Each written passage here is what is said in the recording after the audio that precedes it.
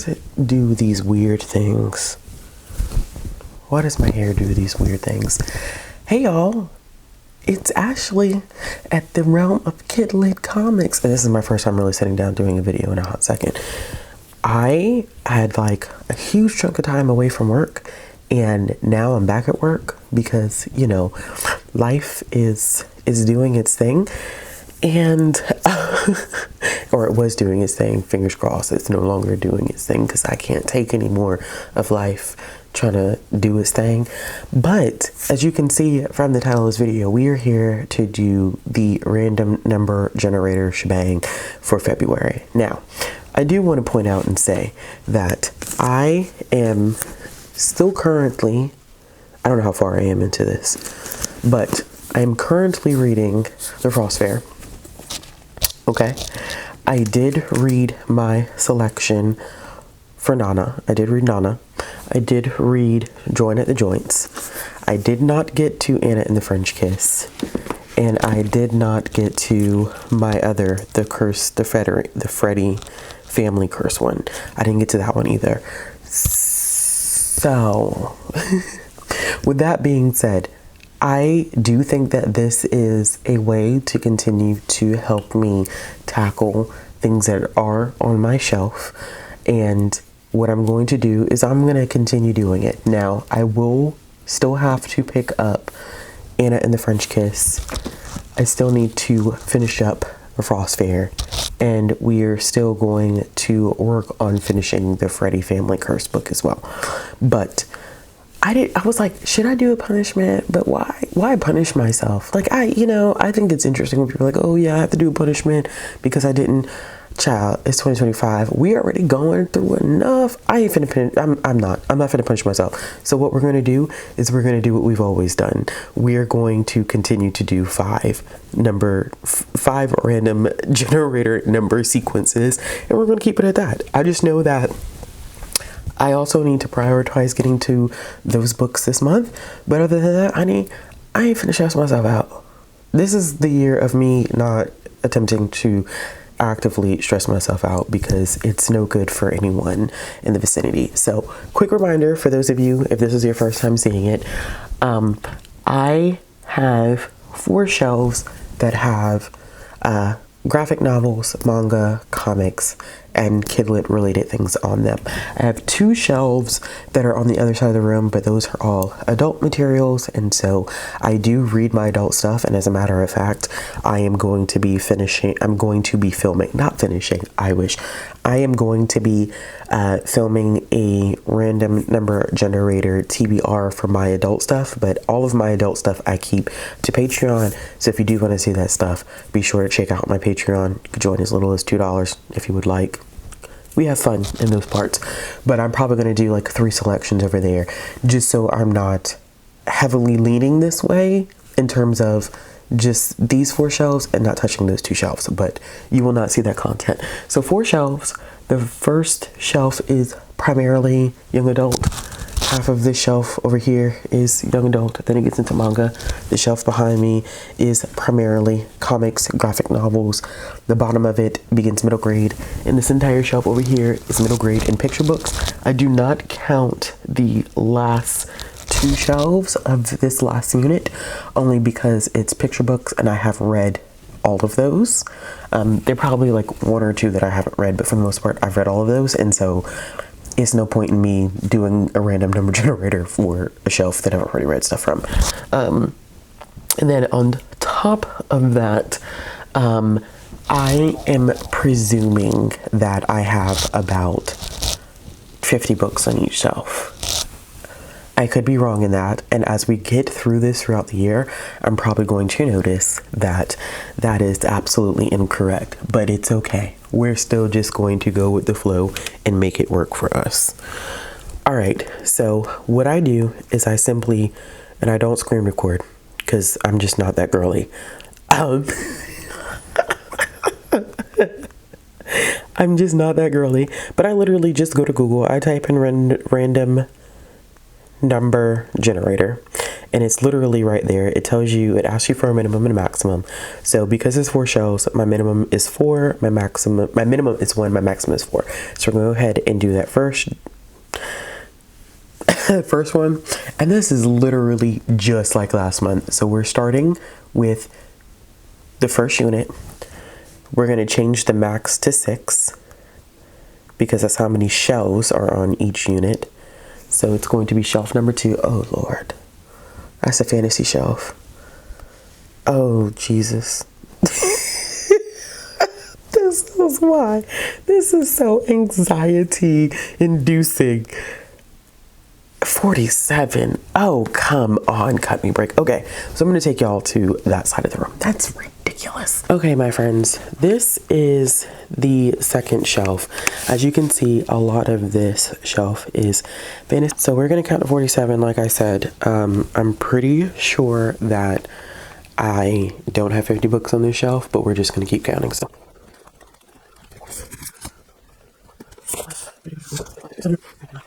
47. Okay, so this is book number 47 when I counted it out, but I've already read Pet. So I could go to the next one over because this is one that I haven't read. So we're gonna go with The Merciless Ones by Namina Forna. We're gonna go with that. Okay, so as I said before, I was not going to force myself to go and sit back at my dining room table. So we're gonna go ahead and do the next pick while we are right here, sitting on the floor. All right, we're gonna change it back to the minimum maximum being 4. And it picks shelf number 2, which is the mix of YA and manga. We're going to change the max to 6, and it gave us 1. Shocking. I think this shelf also doesn't have 50 books on it, but we're going to do the same thing we did. Okay, 27. Okay, so this is shelf number 1. This is where I keep my historical fiction, and we may hit in some of my contemporary that didn't fit on the other shelf, but I think we actually may hit 27 on the shelf, so let's see. Okay, and number 27 is The Fountains of Silence by Ruta Sepetys. All right. Okay, friends, I'm not lying. This is turning out to be, this is thick. And I've had an arc of this book since 2000, probably early 2019, since this came out in October. So, yes, it's long. However, it's one of Ruta Sepetys' books I haven't read, so I need to get to it. Let's go ahead and do our third selection. I'm only back at this table because it's how things worked out for me. But we're going to change our minimum back to 4, our max to 4. Put me at shelf 3, which is literally the shelf behind me. The max did 6, shelf 5? Oh, that's my middle grade shelf, but that's the Percy Jackson shelf. I don't think that is going to work out well. As a matter of fact, I know for a fact it's not going to work out well because I have read everything on shelf 5. So let's generate again. Okay. Drop me down to shelf 6. This is the Required and Present shelf. I have not read everything on this shelf. We're going to max it out to 50. I don't think that there's 50 books on that shelf, but we'll just count, and I'm going to do 31. Because of the angle, I'm not going to take y'all down there with me. I will just come back and let you know what I ended up picking when I counted to 31. Oh, friends, this is turning out to be a hell of a TBR. So I ended up getting Tristan Chong Punches the Sky by Kwame Mbalie. I am currently in the midst of trying to read another middle grade fantasy by him. I think this is the signed copy that I have by him. Yeah, this is the one that I got signed by him. Okay, that should be fun. Okay, so that's pick number 3. It's fine. It's all fine. It's fine. Okay, let's do it again. I set my max to 4. It's taking me back to shelf number 1. Of course, we are doing 6 shelves. Oh my god. It put me back on the second shelf, which is fantasy. What? No. Okay. All right. Let's go with it, Ashley. Woosah. 39. Oh, what the hell? Okay, so we're back at this shelf to do count to 39. I'm going to go to the front and then I go to the back. That's what I did last time.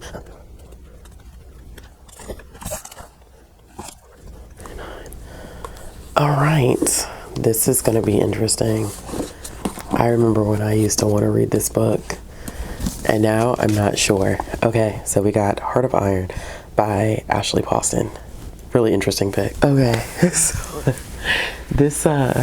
this is gonna be a heavy sci-fi fantasy month, and last month was definitely more on the contemporary side, but okay, we're gonna go with it. All right. I'm setting my max back to 4. It gave me shelf 1 again. If I literally get 2, this is rigged. I'm telling you, this is rigged. Okay, it gave me 6, which is literally here on the floor. Okay, this I think does have 50 books on the shelf. And it gave me book number 50.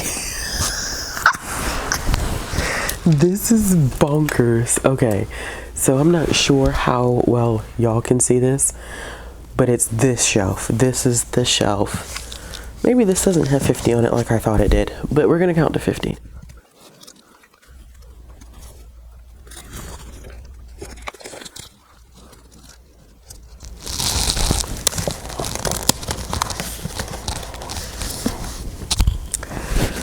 Okay.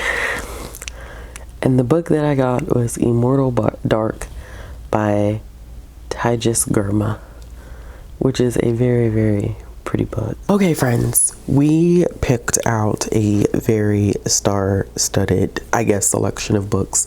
So we did 5. We have 1 historical fiction, 3 fantasy? 3 fantasy and 1 sci-fi, which is not my typical range of things, but it's fine. We're going to make it work. So I don't remember what order I picked these in, so I'm just picking them out of the stack. First, we have The Fountains of Silence by Ruta Sepetys. This is a historical fiction book that takes place in 1957 Madrid, Spain. This is when Spain was under the fascist regime of Francisco Franco, and we are following a main character who has been, like a lot of foreigners, pulled to Spain under the guise of sunshine and wine and entertainment when there are much more sinister things happening there. And so he plans to go there to capture his experience through photography. He ends up meeting a main character by the name of Anna, and that's when things ultimately change. I am excited to read this. This is going to be, I think this is only going to be my second Ruta Sepetys book, which is interesting because I feel like I have read Salt to the Sea quite a few times, but I've never expanded into reading other books by her, which I have 2 other books, Out of Easy and Between Shades of Grey. So I'm looking forward to being able to pick this one up. Then we have our fantasy pick, our middle grade fantasy, which is Tristan Strong Punches a Hole in the Sky. This is the first book in the Tristan Strong series, which is part of the Rick Riordan Presents line.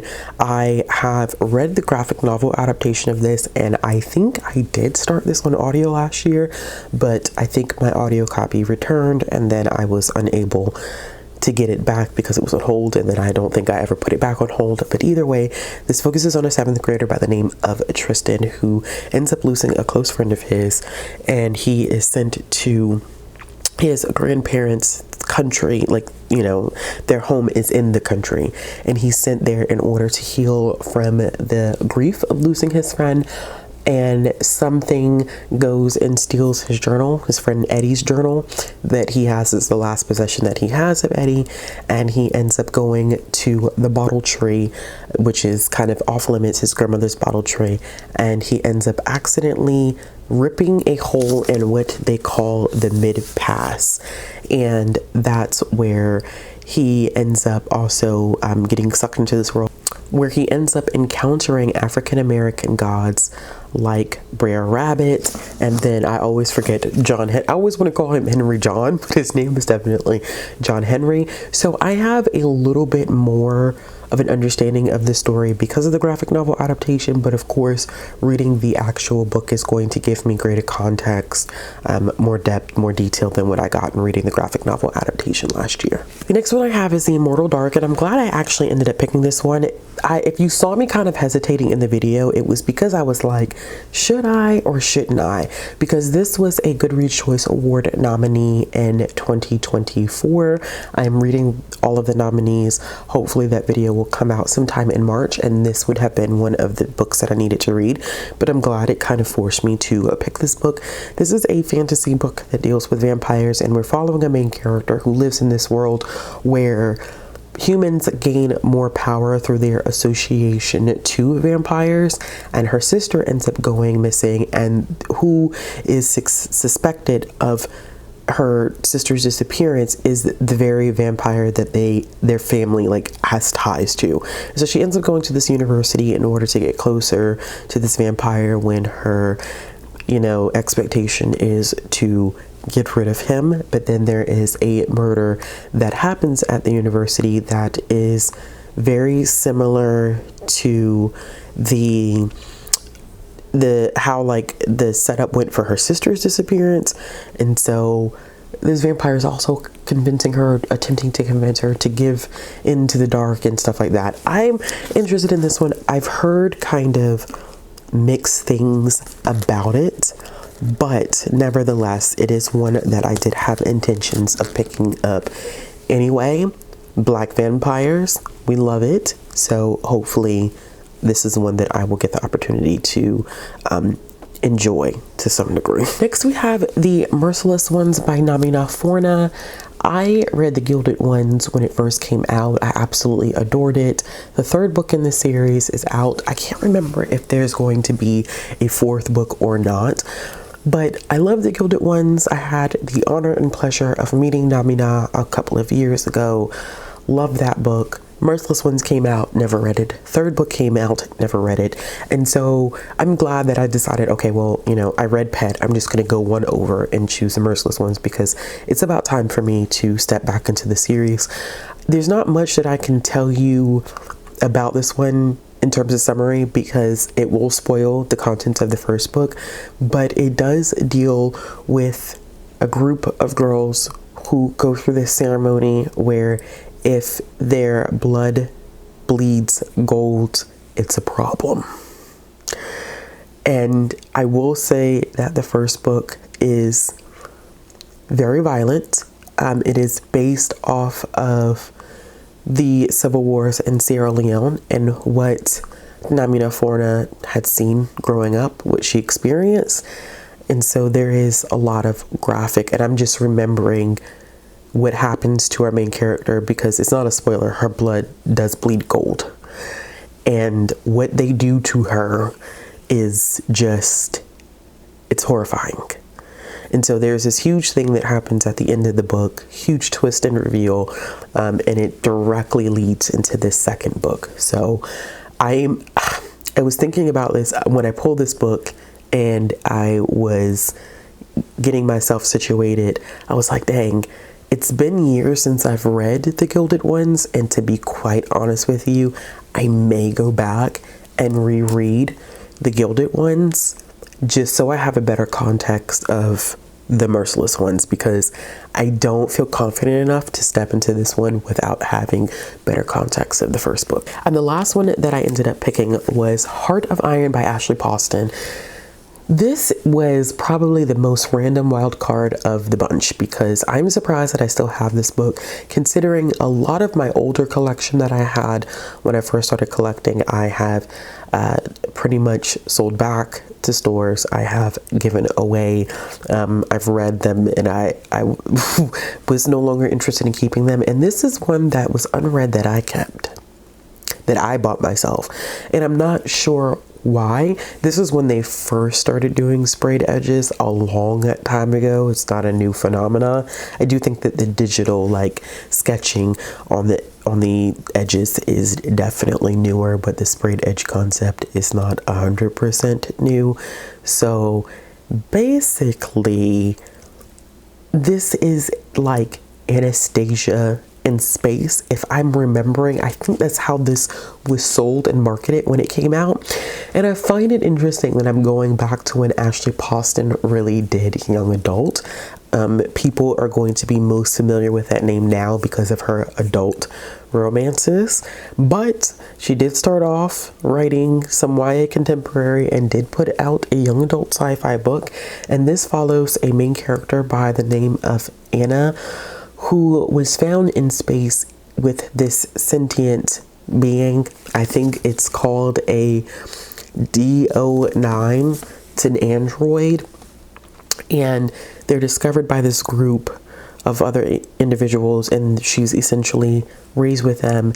But then the DO9 starts glitching, and there is a set of codes that she can find that will take her to the ship, that will possibly give her some answers and will help her save her DO9. But then there's a guy who's also acquiring the codes, and so the two of them end up in some type of conflict. Something goes wrong, and then the entire universe is after them.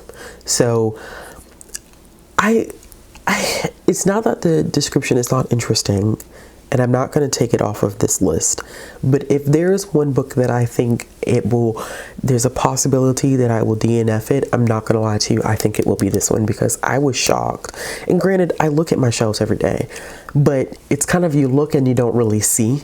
And so I'm looking, but I wasn't really seeing that this book was still on the shelf and that I still had it. So we'll see what ends up happening. I mean, it's blurbed by some people that I don't even think, like Sarah Rosh now does a lot of adult stuff, which I know that Sarah came out on the scene with the Snow Like Ashes trilogy. Like, this is what I'm saying.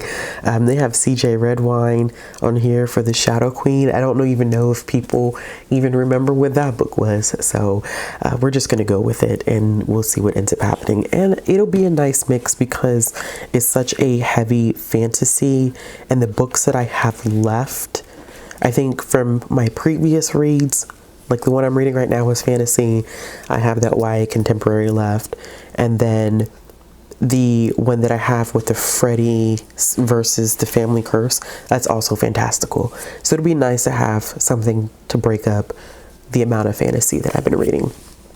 I don't really want to set much else for me to read, considering that I am primarily a mood reader. I do read a lot throughout the month. Even with me being sick and having grief and all of that stuff in January, I still ended up reading like 38 books. So it's not that I don't like I don't read, but I don't like to structure my reading too much because of the fact that I am such a mood reader. But there are two other books that I do want to talk about very briefly. I do have Jax Freeman and the Phantom Shriek. This is one of the first titles to come out of the Freedom Fire imprint of Disney. This is by Kwame Mbale, who I literally just talked about with the Tristan Strong series. This one, I believe, also has a little bit of a historical context to it, which follows Jax's great-great-grandfather from the 1920s, because he was a train porter. So I am interested in this one, and I love seeing a plus-size kid, especially a boy, on the cover. Love that. So I do have this one lined up, and then I am also reading so many daggone sirens, but I also have the Last Dragon on Mars. This one is part of our pick for our Meet Me in the Middle book club. I started reading this one last month, and I got about 128 pages on it, chapter 15. This is a very interesting mix of sci-fi and fantasy because it takes place on a planet Mars, which has been colonized by humans, but it's been colonized by humans because there's a dragon that was killed. Ares was killed in order to forcibly take the planet, because they thought that Gia, who willingly died for humans to inhabit Earth, that if they killed Ares, then it would be the same thing. Mars would become inhabitable, but That's not how that worked. So it's this interesting sci fantasy thing going on, and I'm enjoying it because our main character, there's dragon, like the dragons are not in the background. There is a dragon that communicates with our main character. So the dragon is also, I wouldn't say main character, but a side character that heavily impacts our main character. And my biggest fear into walking into this one was I was thinking like, oh, the dragons are just going to be like background kind of noise. And we're going to primarily be dealing with the humans. But no. We're dealing with the dragons, the actual dragons. And I'm enjoying this. And I'm excited that the second book is coming out in October. So this one is one that I'm looking forward to. If I end up finishing that one, I probably will. I don't see it. I don't know where it is. And that's horrible. I don't even know where the book is. If I do end up finishing that one in enough time, I will go ahead and also pick up Dragons in a Bag. It's somewhere around here. It might be somewhere in a pile on the floor, but that is it, y'all. Those are the books that I have immediately through the random generator and the books that I didn't finish last month. Surprising there's no graphic novels or manga. I mean, I'm going to read some, but there's none that were selected, like randomly selected. So that's interesting. But yeah. All right, y'all. If you like this video, give it a thumbs up. If you want to see more content from me, click the subscribe button and hit the bell for notification. If you're looking for more ways to support the channel, follow me on social media. All those links will be in the description box below, and I will be back with another video soon.